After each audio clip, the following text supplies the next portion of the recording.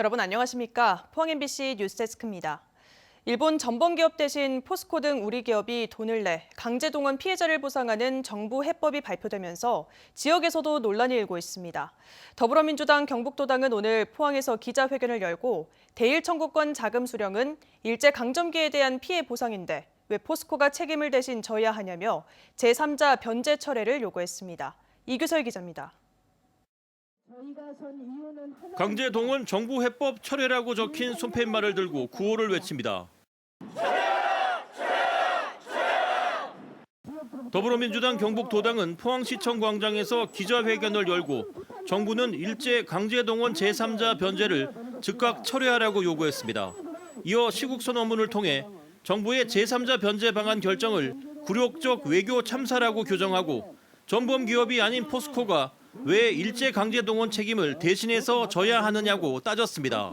포스코가 전범 기업입니까? 왜 포스코가 일제 강제동원의 책임을 일본 정부 대신 져야 되는 겁니까? 대일 청구권 작업을 받은 것은 일제 강점기에 대한 피해 보상이었습니다. 특히 일본이 강제동원 보상에 있어 한국과 중국의 다른 잣대를 적용하고 있는 것은 굴욕적인 처사라며 목소리를 높였습니다. 중국에게는 배상을 해줬습니다. 사과도 했습니다. 벌써 2016년도 중국 정부의 요구에 의해서 중국 시민들 1219명인가요? 그분들에 대한 240억 원의 배상이 이루어졌습니다. 같은 사안을 두고 국민의힘 경북도당 김봉환 수석 대변인은 한일 관계 진전을 위한 윤석열 정부의 구심 어린 대승적 결단이라며 민주당과 상반된 평가를 내놓았습니다. 정부는 지난 6일 일본 전범 기업 대신 정부 산하 재단이 피해자들에게 이자를 포함해 40억 원의 돈을 지급한다는 내용의 강제동원 최종 해법을 발표했습니다. 포스코 등 1965년 한일 청구권 협정으로 수혜를 입은 기업이 재단에 출연하는 방안이 추진될 것으로 보입니다. MBC 뉴스 이규설입니다.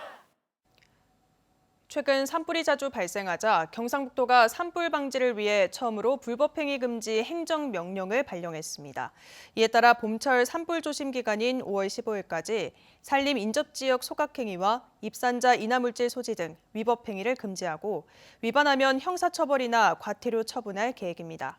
특히 위반 사항으로 산불이 발생하면 진화비용과 공익적 기능 손실액, 복구 비용 등 모든 비용에 대해 손해배상을 청구할 수 있다고 밝혔습니다. 경주 월성원전 인근 마을이 이장 선거로 석 달 넘게 진통을 겪고 있습니다. 원전지원금 사용 등으로 논란이 제기된 이전 이장이 다시 출마한 가운데 부정선거 논란까지 벌어지면서 투표가 백지화되기도 했는데요. 주민들은 경주시가 문제를 제대로 바로잡아야 한다며 대책을 촉구했습니다. 장미쁨 기자의 보도입니다. 월성원전이 있는 경주시 양남면 나아리 마을. 준하경 경주시장의 방문을 앞두고 마을 주민들이 강하게 반발했습니다. 최근 실시된 이장 선거가 파행을 빚고 있기 때문입니다. 주민들은 원전 지원금 사용 등으로 논란을 빚은 이전 이장이 재출마한 가운데 선거의 공정성이 위협받고 있다고 주장했습니다. 이달 말 이장 재선거가 예정돼 있는데 중립적인 선거관리위원회 구성이나 선거인 명부 공유조차 제대로 되지 않고 있다는 겁니다. 전 이장은 후보 자격도 없는데 후보로 계속 인정하고 있고 우리는 너무 편파적인 일을 할 때 항의를 하기 위해서 앞서 이 마을에서는 수십억 원에 달하는 원전 지원금을 둘러싸고 논란이 제기된 상황입니다. 주민들은 원전 지원금의 구체적인 집행 내역을 공개하라고 요구했지만 마을 이장 등은 형식적인 공개에 그쳤을 뿐 제대로 내역을 밝히지 않고 있다는 비판이 나옵니다.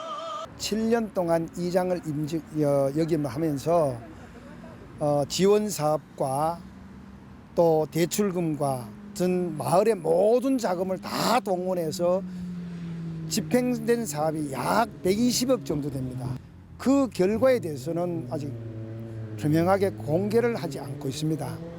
주민들은 준하경 경주시장이 양남면을 찾은 행사 자리에서 경주시의 소극적인 태도는 사실상 후보 자격이 없는 이전 이장의 편을 드는 것이나 마찬가지라며 대책을 촉구했습니다. 이에 대해 경주시는 원전 지원금 사업에 관여할 수 없고 이장이 아닌 일반 주민에게는 개인정보 문제로 선거인 명부를 제공해 줄 수 없다는 입장입니다. 주민들은 지난 1월 마을 이장 선거가 불공정하게 치러졌다며 소송을 제기한 데 이어 경주시가 편파 행정을 한다는 입장이어서 파장이 계속될 전망입니다. MBC 뉴스 장미쁨입니다. 지난해 3월 동국제강 포항공장에서 발생한 하청업체 노동자 사망 사고와 관련해 유족과 시민단체가 장세욱 동국제강 대표를 재판에 넘기라고 촉구했습니다. 고 이동우 씨 유족과 포항시민단체 연대회의 등은 오늘 대구지검 포항지청 앞에서 기자회견을 열고 검찰은 진짜 경영 책임자인 장세욱 대표를 기소해야 한다고 주장했습니다. 이들은 검찰이 실질적인 경영 책임자인 장 대표를 입건조차 하지 않고 수사 대상에서 제외했다며 장 대표에 대한 기소 촉구서를 제출했습니다. 대구고용노동청은 지난달 김현극 동국제강 대표이사와 동국제강 포항공장장, 하청업체 대표 등을 입건해 기소 의견으로 검찰에 넘겼습니다. 전국동치 조합장 선거가 어제 일제히 치러진 가운데 포항에서는 14곳 가운데 절반 이상인 8곳에서 현 조합장이 낙선하는 이변이 연출됐습니다. 포항에서 현 조합장이 낙선한 곳은 포항농협과 신포항, 흥해, 구룡포, 남포항, 동해, 오천농협, 동해구 기선저인망 수협 등 8곳입니다. 안정보다는 변화를 추구하는 조합원들의 표심이 반영되면서 현직 조합장들의 낙마가 예상보다 많았다는 분석입니다. 포스코 포항지철소가 코로나19 사태로 중단한 글로벌 안전센터 체험 교육을 재개했습니다.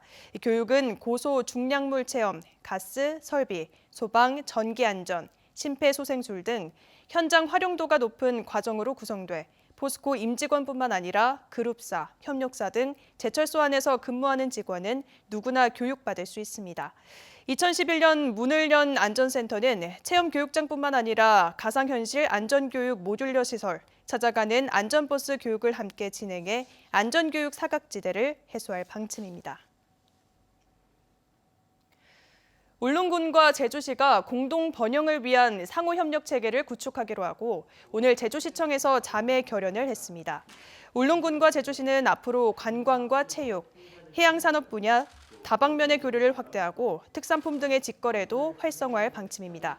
이번 협약은 1950년대부터 80년대까지 제주 해녀들이 울릉도와 독도 어장까지 진출한 인연으로 시작됐습니다. 경주시 청년센터는 18살에서 39살 미만의 미취업 청년 200여 명을 모집해 청년도전 지원 사업을 운영합니다. 이 사업은 2개 프로그램으로 밀착 상담과 진로 탐색, MBTI 유형 검사 등을 진행하며 과정을 이수하면 50만 원에서 최대 300만 원의 수당을 지급합니다. 또 종합 취업 지원 서비스와 취업 창업 시 수료로 인정하는 혜택을 제공합니다.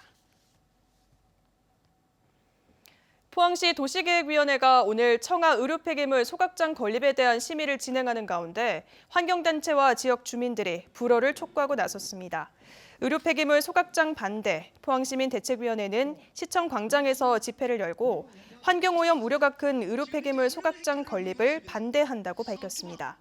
이들은 청하면 주민 90%가 반대 의견서를 냈다며 주민 건강권과 환경권을 위해 포항시는 소각장 건설을 허가해서는 안 된다고 주장했습니다. 포항해양경찰서는 내일부터 다음 달 14일까지 불법 수산물 포획에 대한 특별 단속에 나섭니다. 해경은 맨손, 호미, 집게 등 제한적으로 허용되는 어구가 아닌 불법 어구와 스쿠버 장비 등을 사용하거나 자연산이 아닌 양식 수산물을 포획할 경우 최고 1,000만 원 이하의 벌금에 처해질 수 있다고 밝혔습니다.